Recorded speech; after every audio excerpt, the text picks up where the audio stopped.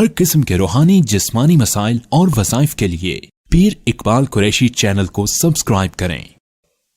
नहमदुहु व नुसल्ली व नुसल्लिमु अला रसूलिहिल करीम, अम्मा बाद फ़अऊज़ु बिल्लाहि मिनश शैतानिर रजीम, बिस्मिल्लाहिर रहमानिर रहीम।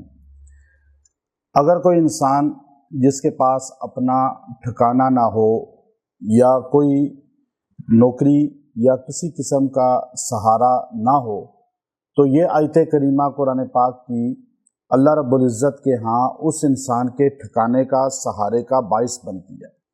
क्योंकि अल्लाह ने अपने नबी सल्लल्लाहु अलैहि वसल्लम को खिताब करते हुए इस आयत करीमा में आप सल्लल्लाहु अलैहि वसल्लम की यतीमी का जिक्र किया और फिर फरमाया कि आपको हमने यतीम पाया, फिर आपको हमने मजबूत सहारा अता फरमा दिया, ठिकाना अता फरमा दिया।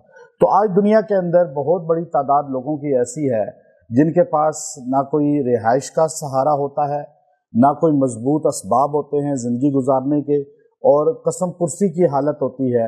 तो अगर नौकरी नहीं है, रिहाइश नहीं है, तो आप जो है ये आयत करीमा इसके लिए मजबूत अल्लाह रब्बुल इज़्ज़त का सहारे का बाइस बनती है।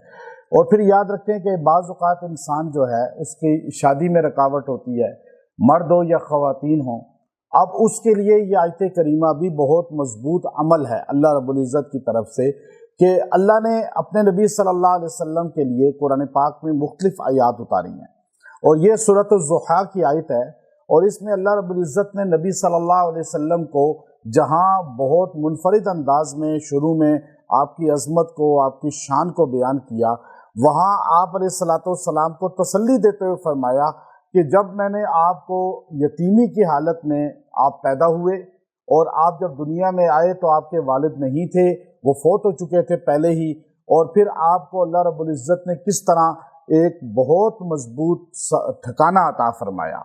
यानी आपका लड़कपन, फिर आपकी जवानी, फिर उसके बाद यहाँ तक कि नबूवत मिलने के बाद आप अलैहिस्सलाम पे हालात आए थोड़े से, उन हालात को, परेशानियों को आप अलैहिस्सलातु वस्सलाम पे जो कुफ़ार ने सब व शतम किया और तनकीद की, तो उस पर अल्लाह ने आपको तसल्ली देते हुए फरमाया कि आप परेशान ना हो। जब पहले आपको मैंने सहारा दिया, आपको इतना मजबूत ठिकाना दिया, तो आगे भी इंशाअल्लाह अल्लाह की ज़ात ही देने वाली है ठिकाना।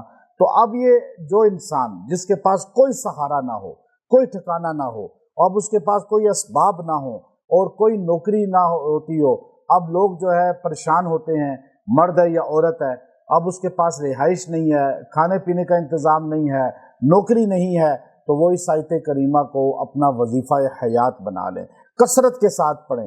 अल्लाह रब्बुल इज़्ज़त उनको ठिकाना भी देगा, नौकरी भी देगा। अगर शादी में मसाइल हैं, अब बाज़ औरतें मर्द शादी हो के टूट जाती है या हो के परेशानियों के शिकार है या नहीं हो रही, तो आप इसको पढ़ें, अल्लाह आपको आबादी अता फरमाएगा। बेआबाद है, आबाद कर देगा, बेरोज़गार है, रोज़गार वाला कर देगा। तो अब ये आयत करीमा सूरत ज़ुहा की है, अलम यजिद का यतीमन फ़आवा, कि मेरे पैगम्बर हमने आपको यतीम पाया, फिर हमने आपको ठिकाना दे दिया। आप यतीम आदमी के पास ठिकाना नहीं होता, आपको तो ऐसा मजबूत ठिकाना अल्लाह ने दिया कि आपको इज़्ज़त के साथ, शान के साथ, शुरू से बचपन से आपको जो है, यहाँ तक कि आप जिस जगह होते थे बाबरकत हो जाती थी, बासआदत हो जाती थी। तो हज़रत हलीमा सादिया के घर में जाते हैं तो वहाँ बरकत चली जाती हैं, रहमतें चली जाती हैं।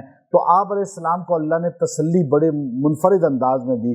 तो जो आदमी ये आयत करीमा सूरत ज़ुहा की आयत रोज़ाना इसको 111 बार पढ़ के दुआ करेगा और परेशानी में किसी भी हालत में अल्लाह उसको उस परेशानी से दादरसी फरमाएंगे।